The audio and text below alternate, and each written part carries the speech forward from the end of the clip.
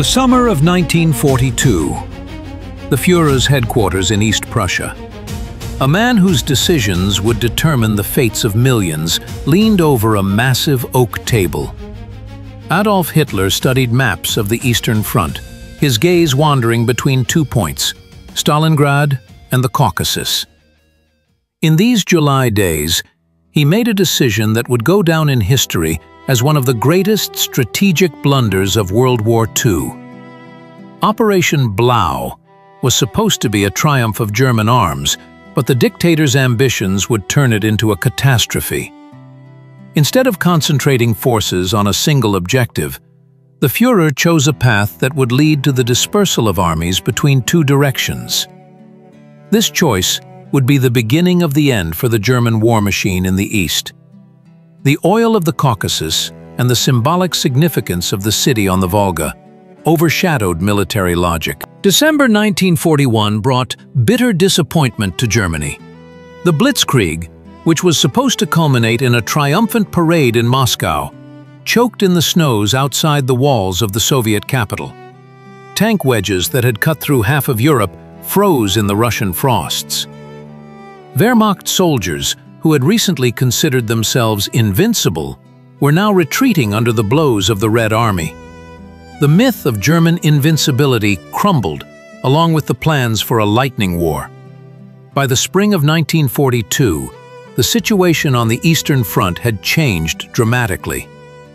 Germany found itself drawn into a protracted war of attrition, for which it was prepared neither economically nor psychologically. Wehrmacht losses during the first months of the war exceeded all the most pessimistic forecasts. More than 800,000 soldiers and officers were killed, wounded, or missing in action. Tank divisions lost up to 70% of their equipment. The Luftwaffe lost air superiority over a significant part of the front. But most importantly, the tempo of the offensive, which formed the basis of German military doctrine, was lost. The General Staff of the Army found itself needing to revise its entire strategy. Franz Halder, Chief of the General Staff, understood. Previous methods no longer worked. The Soviet Union not only withstood, but also demonstrated the ability to resist effectively. The Red Army learned to fight directly during hostilities, becoming an increasingly formidable opponent with each passing month. The USSR's industry, evacuated beyond the Urals, gained momentum, supplying the front with more and more modern weaponry. The choice of the southern direction for the new campaign was due to several factors. Firstly, economic considerations. Germany desperately needed oil to continue the war. Secondly, strategic ones. The capture of the Caucasus could open the way to the Middle East and the Suez Canal. Thirdly, psychological ones. It was necessary to restore the prestige of German arms after the Moscow defeat. The southern regions of the USSR seemed more vulnerable to attack. On April 4, 1942, a tense atmosphere reigned at the Führer's headquarters. Hitler gathered the highest military leadership to discuss plans for the summer campaign. On the table lay a document that would determine the fate of millions. Directive number 41, codenamed Blau. This order would become the starting point for one of the most ambitious, and at the same time, fatal operations in the history of the Wehrmacht. The Führer was convinced that the new offensive should correct the mistakes of the previous year and bring a long-awaited victory in the East. The generals carefully studied the maps, understanding the magnitude of the tasks set. The initial concept of the operation looked logical and consistent. The main blow was planned to be delivered by Army Group South, in the direction of the Don and Volga. The goal was clearly defined: to capture the oil regions of the Caucasus, depriving the Soviet Union of vital fuel. Stalingrad was considered an intermediate objective, important for covering the northern flank of the advancing troops. The city on the Volga was to become a stronghold, ensuring the security of the main forces moving towards the Caucasian fields. The directive provided for a phased implementation of tasks. First, it was necessary to break through the Soviet defenses and reach the Don. Then, force the river and develop the offensive in two directions. The northern group was to capture Stalingrad and consolidate on the Volga, creating a strong barrier against possible Soviet counterattacks from the north. The southern group was tasked with breaking through Rostov to the foothills of the Kaukasus and further to the oil fields of Grozny and Baku. The plan seemed realistic, given the available forces and means. The German command had significant reserves, transferred from other sectors of the front. The best tank and motorized divisions, air formations, and artillery units were involved in the operation. Germany's allies, Romania, Italy, and Hungary, also allocated their troops to participate in the offensive. However, even at the time of signing the directive, the plans contained serious miscalculations. The German command overestimated its own capabilities and underestimated the Red Army's ability to resist. The distances in southern Russia turned out to be much greater than expected, and Soviet troops demonstrated increased skill and tenacity in defense. Hitler's ambitions were already beginning to introduce dangerous adjustments to military plans, which would soon lead to fatal consequences. The black gold of the Caucasus lured Hitler like a magnet. In his feverish imagination, the oil derricks of Baku were already pumping precious fuel for German tanks and airplanes.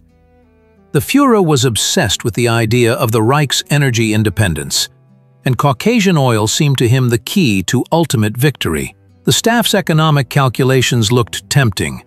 The capture of the Baku fields could increase German fuel reserves several-fold. But behind the numbers on paper lay the harsh reality of mountains, deserts, and thousands of kilometers of hostile territory. The Soviet Union received about 70% of its oil precisely from the Caucasian region. The Grozny and Baku fields were working at full capacity, supplying the Red Army with fuel for tanks, aviation, and transport. The loss of these fields could paralyze the entire Soviet war machine. German analysts calculated that without Caucasian oil, the USSR would not be able to continue the war for more than a few months. These calculations seemed convincing in Berlin offices, but they did not take into account the Soviet industry's ability to adapt and the help of the Allies. Hitler saw the Caucasian operation not just as a military campaign, but as an economic revolution. The capture of oil fields was supposed to solve Germany's chronic fuel problem. The Romanian fields in Ploiești no longer covered the growing needs of the Wehrmacht, and synthetic fuel required enormous resources and time. Baku oil seemed like a ready-made solution to all the Reich's energy problems. The Führer drew grandiose plans for pipelines that would flow across the Black Sea directly to German ports. However, reality turned out to be much more complex than rosy dreams. The distance from the front line to the Baku fields was over 1,000 kilometers through mountainous and desert terrain. Soviet troops were not simply going to give up their oil wealth. The Caucasian mountains represented a natural fortress with a limited number of passes. The local population, contrary to German intelligence calculations, did not everywhere meet the invaders as liberators. Logistical problems seemed solvable to the German command. It was planned to quickly restore oil production and establish fuel transportation to the front line. German engineers were already preparing special equipment for repairing damaged wells and oil refineries. Special technical battalions were created, which were supposed to launch the captured fields as soon as possible. But these plans were based on the assumption of a quick and easy capture of the oil regions, which turned out to be a fatal illusion. July 1942 became a turning point in the fate of Stalingrad. What was initially planned as an auxiliary operation gradually transformed into the Führer's obsession. The city on the Volga bore the name of Hitler's chief enemy, Joseph Stalin, and this circumstance increasingly influenced the German dictator's decisions. Military logic gave way to personal ambitions and symbolic considerations.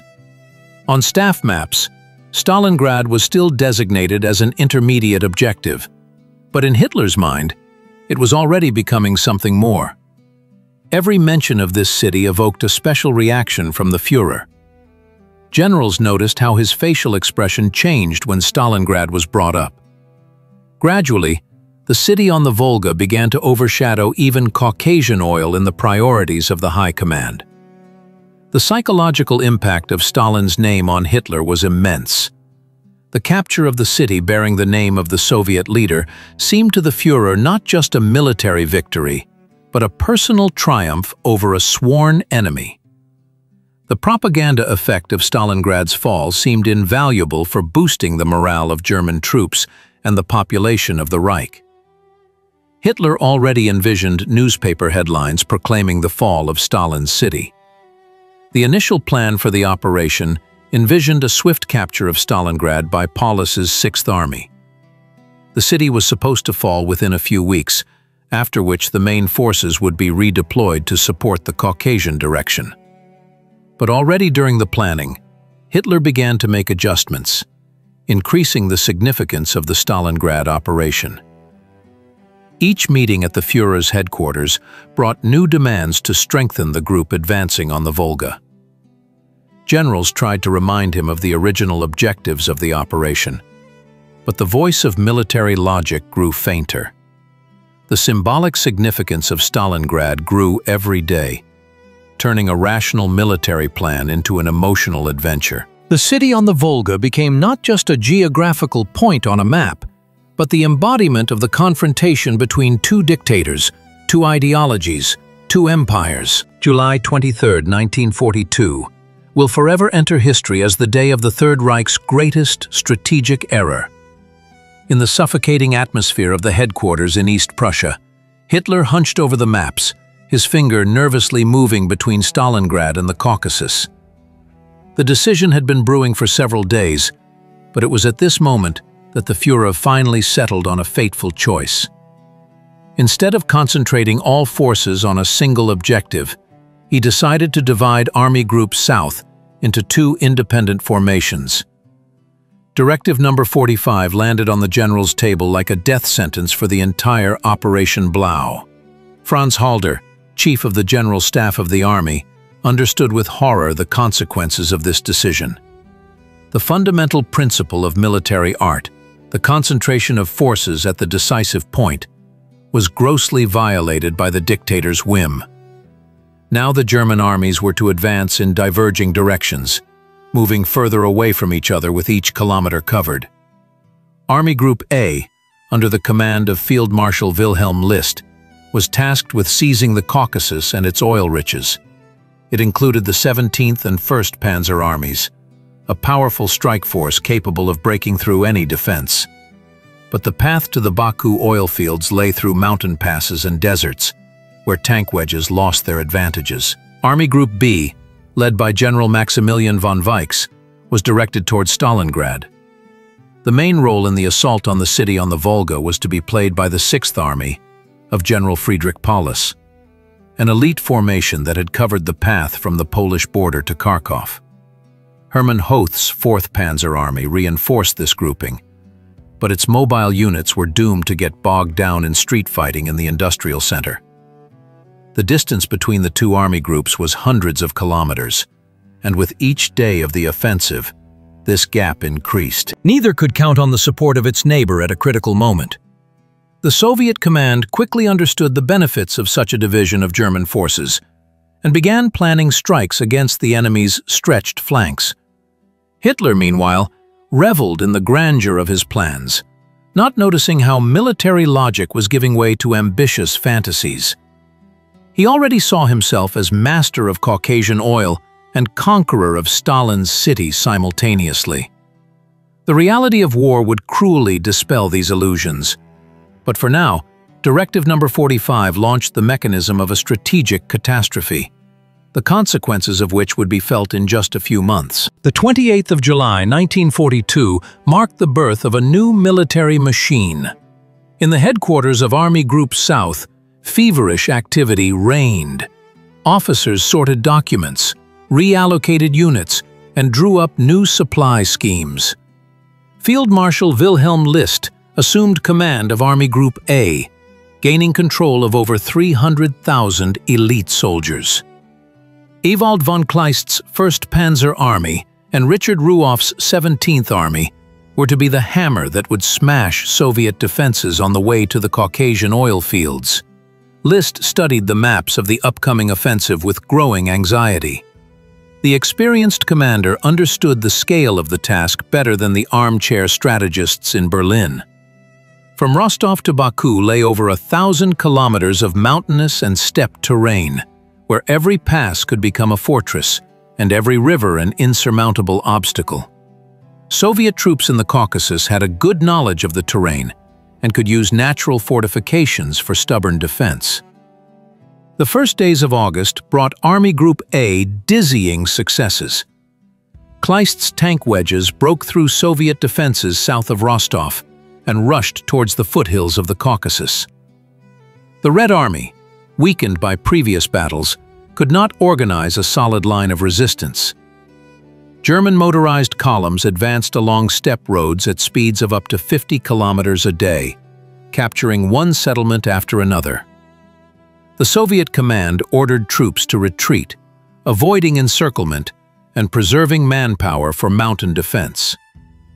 On August 6th, Armavir fell, and on the 11th, Maikop with its oil fields.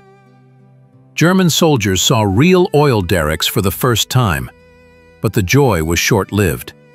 Soviet sappers carried out exemplary work to destroy equipment.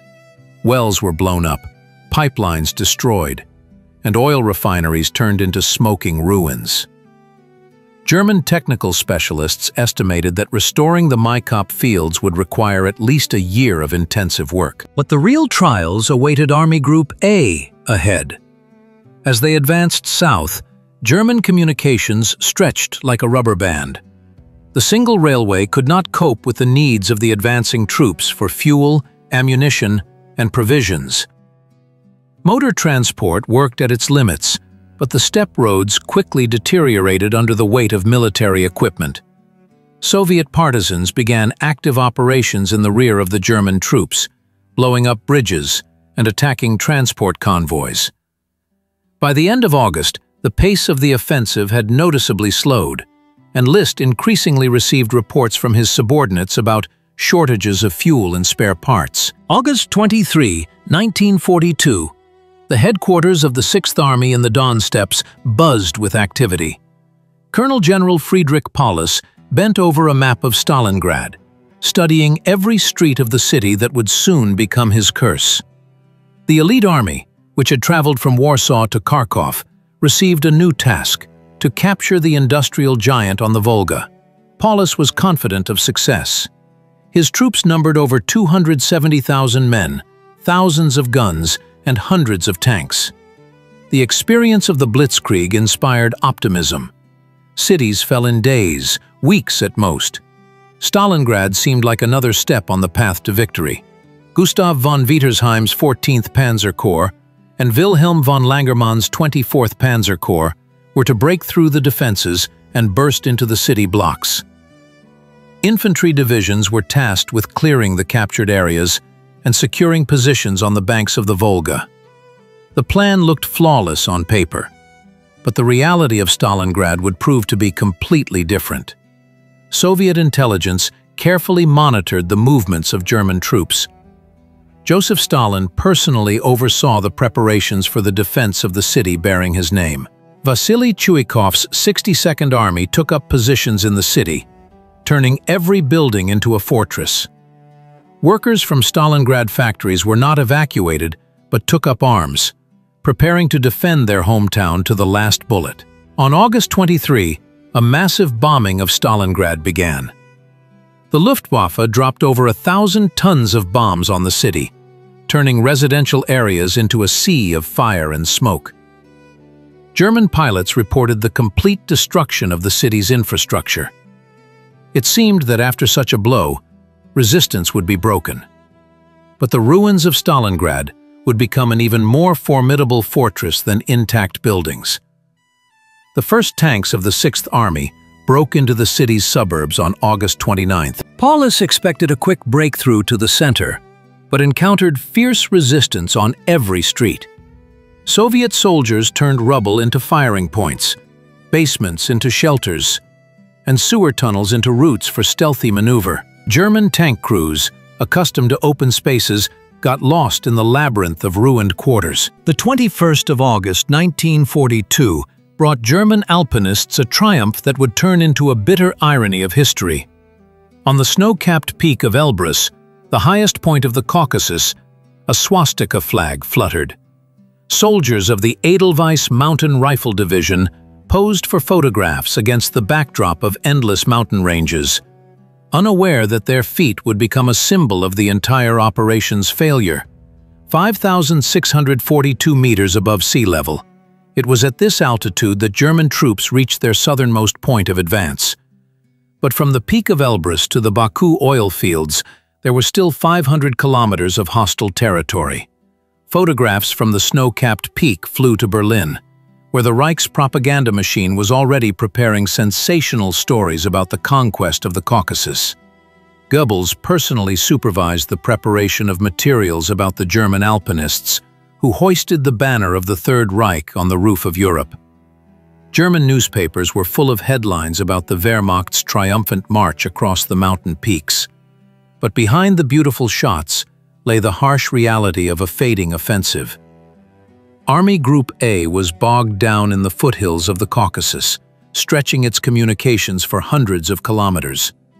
Kleist's tank divisions, which had recently rapidly broken through the steppe expanses, now crawled along mountain roads at the speed of a pedestrian.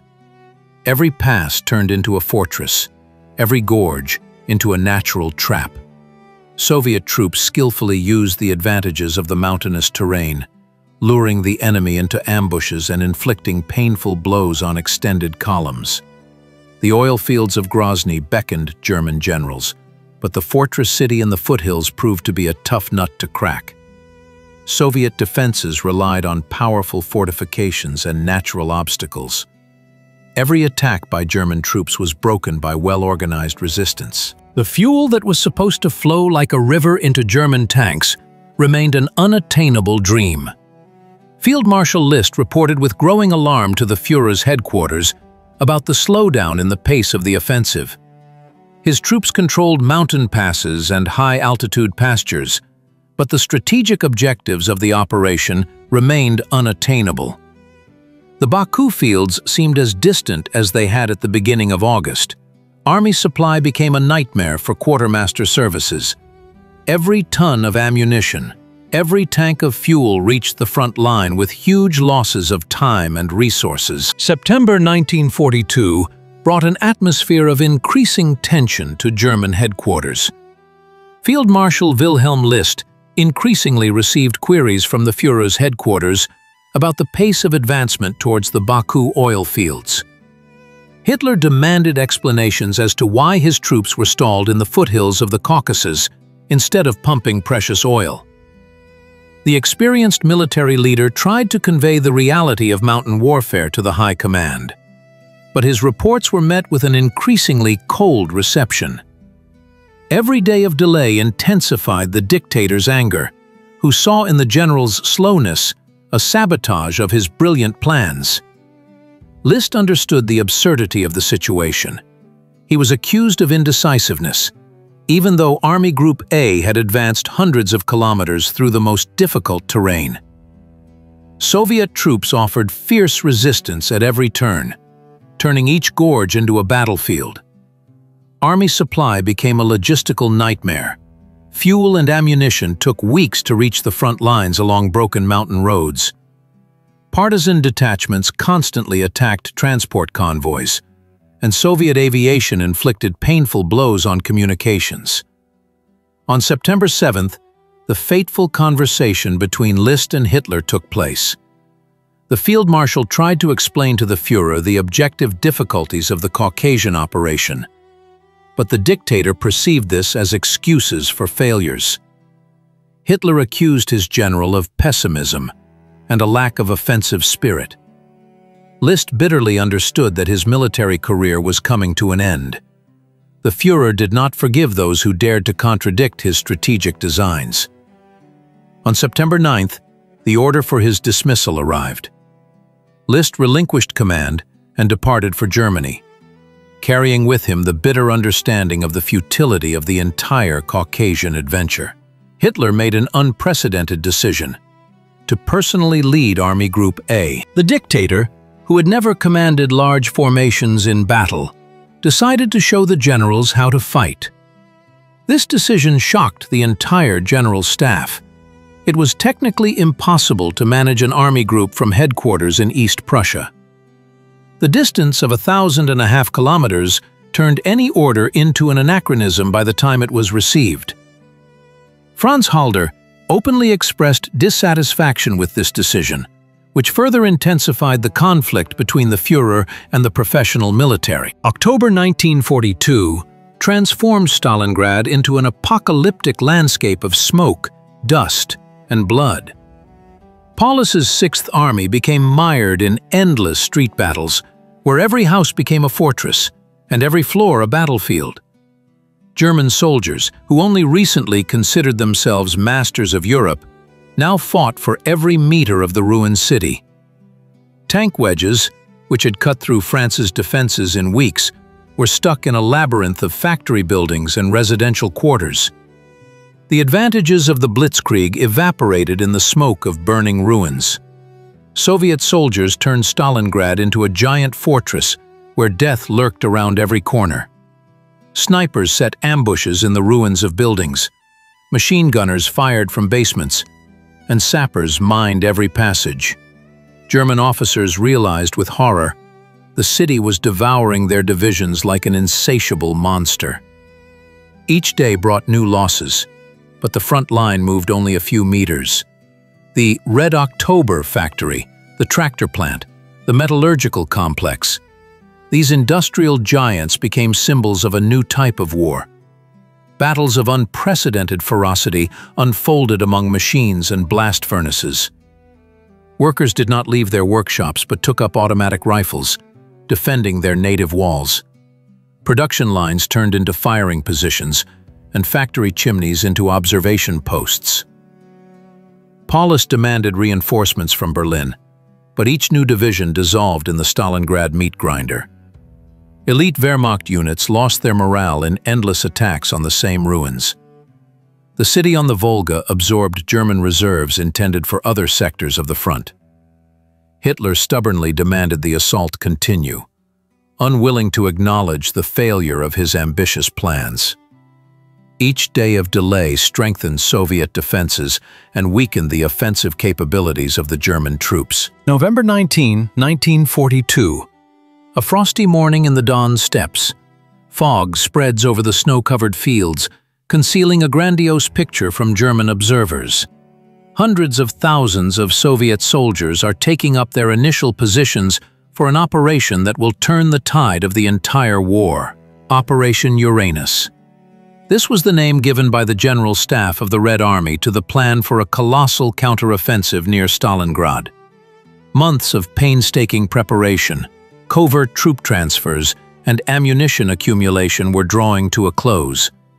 The Soviet command patiently waited for the moment when German forces would finally get bogged down in urban battles, having squandered reserves and morale. This moment had arrived. Georgy Zhukov and Alexander Vasilevsky developed an encirclement plan that was destined to become a classic example of military art. The blow was planned to be struck against the weakest sections of the German defense, the positions of Germany's Romanian and Italian allies. These troops were inferior to the Wehrmacht in armament, training, and morale. Soviet intelligence carefully studied the disposition of enemy units and identified the most vulnerable points in the front line. The Romanian Third Army north of Stalingrad and the Fourth Romanian Army south of the city were to become the first victims of the Soviet offensive. At 7:30 in the morning, thousands of guns roared. Artillery preparation of such power had no equal in the entire history of the Eastern Front. Shells burst in the Romanian trenches, sweeping away wire obstacles and turning positions into a lunar landscape. Germany's allies could not withstand this firestorm. Within an hour of the shelling's start, Romanian units began to retreat, abandoning heavy weapons and equipment. Soviet tank corps rushed into the created breaches, developing the success with unprecedented speed. The 26th Tank Corps of Alexei Rodin and the 4th Tank Corps of Andrei Kravchenko broke through the defense north of Stalingrad and rushed southeast, enveloping Paulus's 6th Army in a wide semicircle. South of the city, units of the Stalingrad front advanced, which were to close the encirclement ring. The German command was caught off guard by the scale and swiftness of the Soviet offensive. Paulus received the first alarming reports of the breakthrough of Romanian positions, but did not yet understand the grandeur of the enemy's design. Confusion reigned in his headquarters. The main forces of the army were tied up in battles in Stalingrad and could not be quickly redeployed to repel flanking attacks. The fatal strategy of dividing forces, adopted by Hitler in July, now turned into a catastrophe. Army Group A, bogged down in the Caucasus Mountains, could not help the Stalingrad grouping.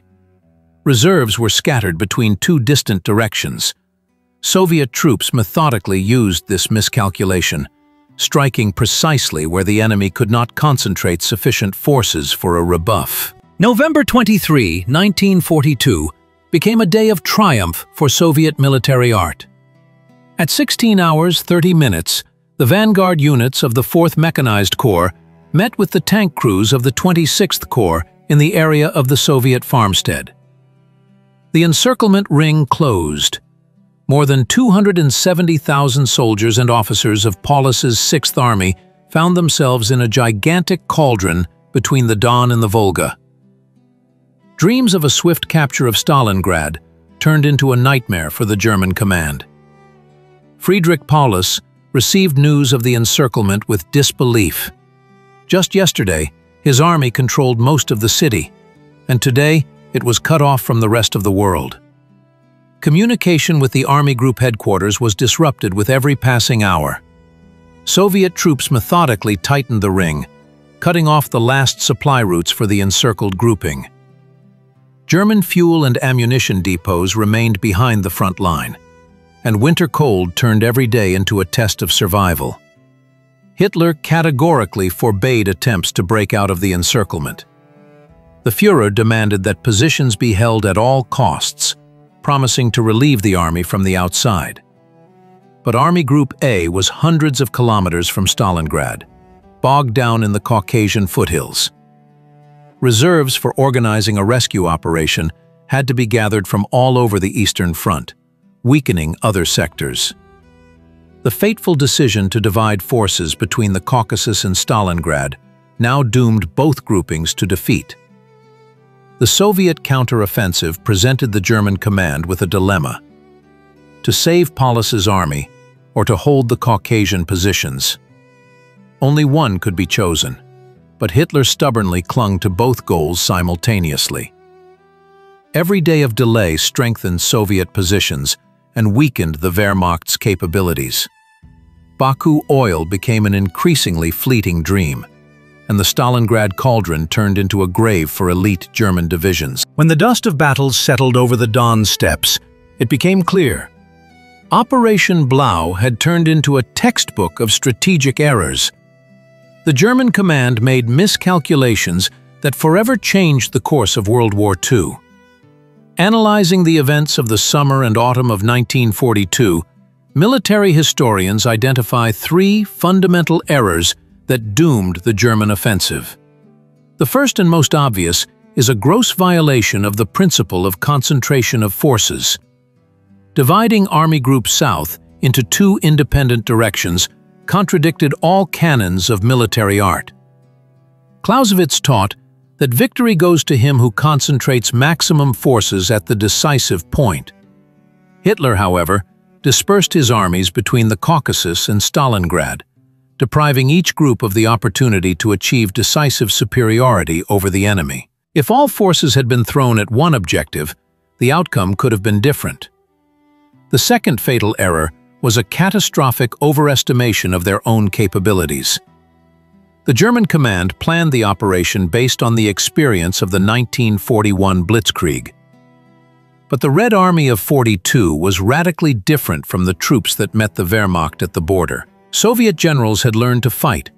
Industry had established mass production of modern weapons, and soldiers had gained confidence in their strength. The Germans, however, continued to think in terms of easy victories, not taking into account the qualitative changes in the enemy. The third error was a consequence of the first two, a monstrous underestimation of the Soviet potential for resistance. Planning to seize territories from the Don to Baku, German strategists did not take into account either the geographical scale or the determination of the defenders. Every kilometer of advance required ever greater efforts, stretching communications and exhausting the offensive impulse. An alternative scenario of events could have been completely different. By concentrating all forces in the Caucasian direction, the Germans had a chance to reach the Grozny oil fields before winter. The capture of the main oil fields could indeed have paralyzed the Soviet war machine.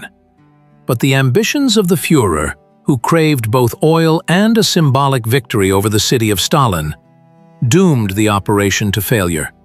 History knows no subjunctive mood, but the lessons of Blau remain relevant for military strategists of all time. February 1943, the last defenders of Stalingrad lay down their arms in the snow-covered ruins of the city. Field Marshal Paulus signs the act of surrender, concluding one of the bloodiest battles in human history. Operation Blau, conceived as a triumph of German arms, definitively turned into a strategic catastrophe.